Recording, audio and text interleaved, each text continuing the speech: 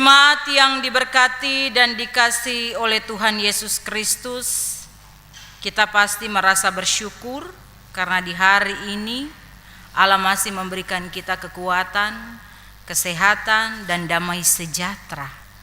Dan patutlah kita menaikkan rasa syukur kita kepada Allah lewat persekutuan di pagi hari ini. Jemaat yang diberkati dan dikasihi oleh Tuhan, di dalam minggu keempat, tema yang disodorkan oleh lembaga GPI Papua dalam bidang IAI, temanya adalah Tuhan itu sumber kekayaan. Tuhan itu sumber kekayaan.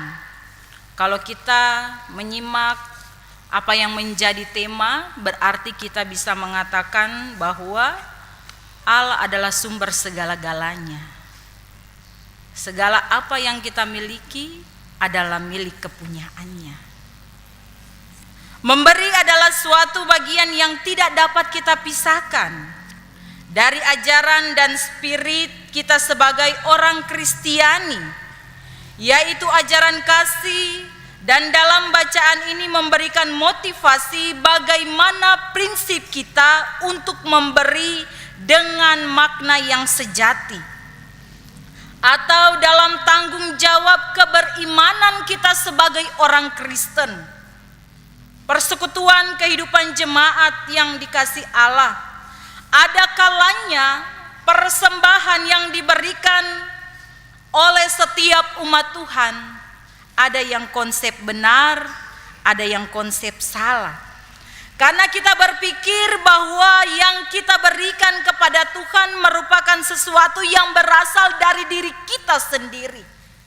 Saya bekerja, saya membanting tulang siang dan malam, dan tentunya ketika saya bekerja harus ada upah. Jadi ketika saya menerima upah tersebut, terserah saya mau memberi atau tidak, itu urusan saya. Dan ini sering terjadi di dalam kehidupan persekutuan umat Kristiani, karena merasa bahwa saya yang bekerja, saya yang mengelola, dan terserah saya mau memberikan kepada siapa atau saya mau sumbangkan kepada siapa, itu urusan pribadi saya. Tetapi orang Kristen, orang yang takut akan Tuhan, dia akan terus mengatakan, pemberian yang saya dapatkan hari ini, semua hasil jerih lelah yang saya kerjakan, semuanya bersumber daripada Allah. Dan patutlah saya sebagai anak-anak Tuhan untuk memberikan apa yang terbaik bagi Allah. Persekutuan jemaat Allah yang diberkati dan dikasihi oleh Tuhan, hari ini kita belajar tentang kisah Raja Daud. Ketika dia ingin membangun sebuah bait Allah, dia katakan di dalam pasal 29, masih ada tanggung jawab yang harus dia lakukan. Namun untuk melakukan tanggung jawab itu dia katakan, sebab bukanlah untuk manusia bait itu, melainkan untuk Tuhan Allah. Artinya dia ingin mau menyampaikan ketika dia mau membangun bait Allah, ini bait Allah bukan untuk manusia, tetapi untuk kemuliaan nama Tuhan. Ketika dia membangun bait Allah, segala milik kepunyaannya sebagai raja, dia memberikan contoh dan teladan. Dia memberikan apa yang patut dia berikan. Ketika dia memberikan semua yang ada padanya, dengan segenap kemampuan aku telah mengadakan persediaan untuk rumah Allahku, yakni emas untuk barang-barang emas, perak untuk barang-barang perak, kayu untuk kayu, dan segala apa yang ada, bahkan emas, semuanya dia berikan untuk pembangunan bait Allah. Namun ketika dia mengatakan demikian, lagi pula oleh karena cintaku kepada rumah Allahku, maka sebagai tambahan pada segala yang telah kusediakan bagi rumah kudus, Aku dengan ini memberikan kepada rumah Allahku dari emas perak kepunyaanku sendiri. Artinya di dalam konsep pemikiran Daud bahwa ketika dia mau membangun segala sesuatu, terlebih khusus dalam bait Allah, apa yang ada di dalam kepunyaannya patut dia memberikan. Namun ketika dia melakukan hal demikian, dia juga menguji kepada para kepala puak dan para kepala suku Israel dan kepala para pasukan 1.100 dan para pemimpin pekerja untuk raja, menyatakan kerelaan mereka untuk membangun bait Allah. Ketika apa yang disampaikan oleh Raja Daud sungguh luar biasa respon dari mereka. Mereka lebih memberikan lagi yang terbaik untuk kemuliaan nama Tuhan. Karena apa Bapak Ibu? Mereka sungguh menyadari bahwa segala milik kepunyaan mereka itu berasal daripada Tuhan. Dan terlebih ketika mereka mau membangun bait Allah, mereka tahu ini untuk Allah sendiri, bukan untuk manusia. Sekalipun nanti manusia akan datang berhimpun, berkumpul, bersekutu, memanggil nama Allah, tetapi lebih utama dia katakan, saya membangun bait ini bukan untuk manusia, tetapi untuk Allah sendiri. Dan benar apa yang disampaikan di dalam ayat 10 hingga ayatnya yang ke-19, patutlah Raja Daud menaikkan nyanyian pujian kepada Allah. Karena betapa besar akan setiap keajaiban yang Allah berikan di dalam kehidupannya. Sebagai manusia dia hanya bekerja melakukan pekerjaannya, tetapi bertambah-tambah hari kekayaannya sungguh luar biasa Allah tambahkan di dalam kehidupannya. Karena dia tahu Bapak Ibu bahwa segala sesuatu kepunyaannya adalah milik Allah. Dan apa yang dia terima itu hanya sebuah titipan.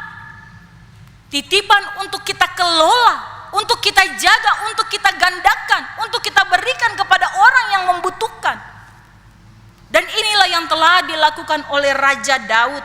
Daud memuji Tuhan di depan mata segenap jemaat, bukan di dalam kamar Bapak Ibu.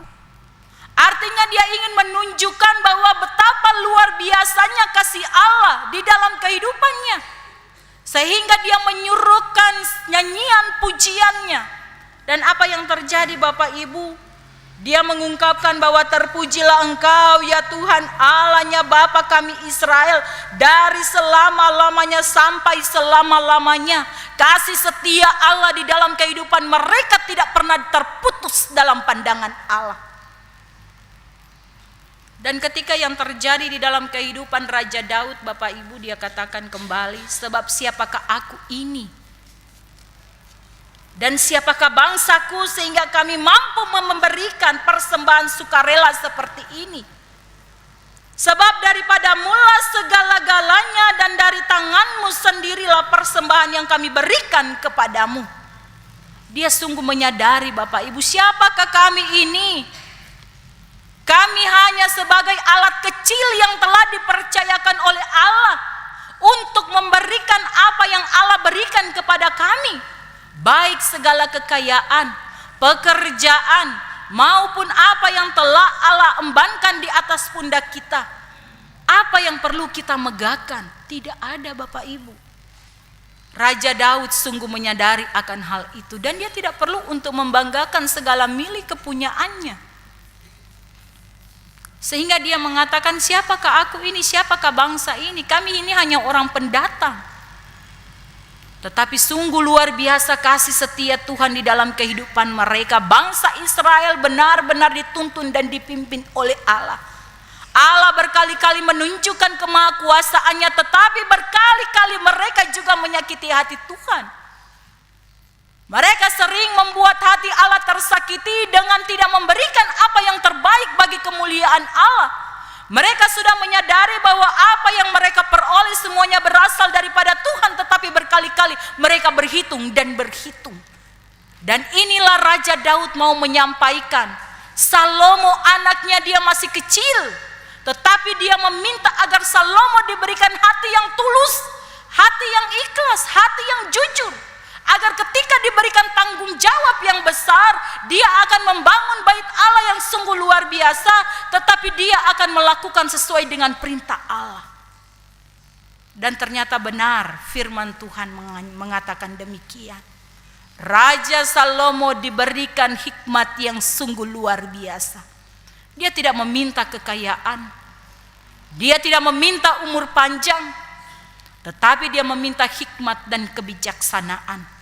Dan apa yang telah Allah tambahkan di dalam kehidupannya, tanpa kita meminta, segala sesuatu Allah telah sediakan. Persekutuan jemaat yang diberkati dan dikasih oleh Tuhan Yesus Kristus. Tuhan itu sumber kekayaan. Sehingga di dalam ayat 17, aku tahu ya Allahku bahwa engkau adalah penguji hati dan berkenan kepada keikhlasan, maka aku pun mempersembahkan semua. Allah itu Allah tahu, Allah mengenal setiap apa yang ada di dalam bilik-bilik keluarga Bapak, Ibu, Saudara dan saya. Dia tahu setiap kebutuhan kita sekecil apapun. Bahkan sebelum kita meminta dia tahu, tetapi dia menghendaki kita sebagai orang Kristen mengutarakan setiap isi hati kita dan meminta dengan ketulusan dan keikhlasan. Namun Allah juga menyampaikan kepada kita ketika kita meminta, mari kita juga memberi. Dan benar di dalam kitab Kisah Rasul pasal 20 ayatnya yang ke-35b, adalah lebih berbahagia memberi daripada menerima. Tetapi seringkali yang terjadi di dalam kehidupan kita, bagaimana saya mau bahagia memberi, sedangkan kebutuhan saya semakin hari semakin banyak. Apakah ketika kita memberi sesuai dengan apa yang difirmankan oleh Yesus dan Rasul Paulus menyampaikan demikian? Dan ini juga akan menjadi tantangan kita sebagai orang Kristen. Sebagai anak-anak Allah, patutlah kita menyadari dan menggarisbawahi bahwa hidup kita hari ini sampai detik ini itu karena kasih setia Allah. Lalu apa yang kita berikan kepada Tuhan? Yang Allah kehendaki adalah diri kita menjadi persembahan yang hidup. Allah kita sumber segala-galanya. Dia adalah sumber berkat. Dia adalah sumber kesehatan, sumber damai sejahtera. Bahkan umur panjang pun menjadi bagian di dalam kehidupan kita. Lalu sampai detik ini, sudahkah kita memberikan yang terbaik untuk Tuhan? Kalau kita sudah memberi, mari kita memberi dengan keikhlasan kita. Jangan pernah kita melihat orang lain ketika dia memberi kelebihan dengan segala kelimpahannya, atau ketika dia memberi dengan kekurangan, lalu kita menggarisbawahi hidup mereka. Jangan seperti itu Bapak Ibu. Tetapi marilah kita fokus dengan kehidupan kekristenan kita secara pribadi dengan Tuhan, sehingga apa yang Allah kehendaki di dalam kehidupan kita. Dan Daud juga ingin mengajarkan kepada kita bahwa betapa pentingnya hidup kita, hidup yang takut akan Allah. Jemaat yang diberkati dan dikasih oleh Tuhan Yesus, di akhir bulan Juni ini kita masih ada dalam perenungan tentang pemberian, tentang persembahan. Tetapi marilah kita sebagai anak-anak Tuhan perlu menyadari dan melandasi hidup kita bahwa segala milik kepunyaan yang kita peroleh hari ini sampai detik ini, itu semuanya hanya titipan daripada Tuhan. Semuanya berasal daripada Allah. Kita boleh bekerja, kita boleh bersusah-susah. Bahkan ketika sampai di penghujung di mana Allah katakan, hari ini engkau telah selesai. Tetapi segala sesuatu yang kita peroleh, kita tidak pernah bawa sampai di liang lahat. Tidak pernah Bapak Ibu. Sertifikat pun tidak akan kita bawa di liang lahat. Itulah yang miris di dalam kehidupan kita. Lalu apa yang perlu kita cari? Mendingan kita mencari harta kekayaan kita tumpuk di sorga daripada kita mencari kekayaan untuk semata-mata kehidupan kita secara fisik kita. Tetapi kita diajarkan juga bukan berarti ketika apa yang kita peroleh lalu kita tidak bisa memberi terhadap orang lain. Mari kita belajar memberi dengan sukacita. Ketika kita memberi dengan sukacita, dengan damai di hati, dengan semua apa yang kita anggap bahwa semua ini adalah milik Allah dan perlu kita kembalikan kepada Allah, mari kita lakukan itu dengan sukacita. Jemaat yang diberkati dan dikasih Tuhan, Tuhan itu sumber kekayaan. Tuhan itu adalah sumber segala sesuatu. Sebagai orang Kristen kita tidak perlu takut. Ketika kita ada di dalam roda yang selalu berputar, ketika kita ada di atas, mari kita menjadi orang yang rendah hati. Tetapi ketika kita ada di bawah, mari kita belajar untuk mengucap syukur. Karena dengan kita berhati murah hati dan mengucap syukur, semua segala sesuatu kita akan diberkati oleh Allah. Tuhan Yesus memberkati kita semua. Amin.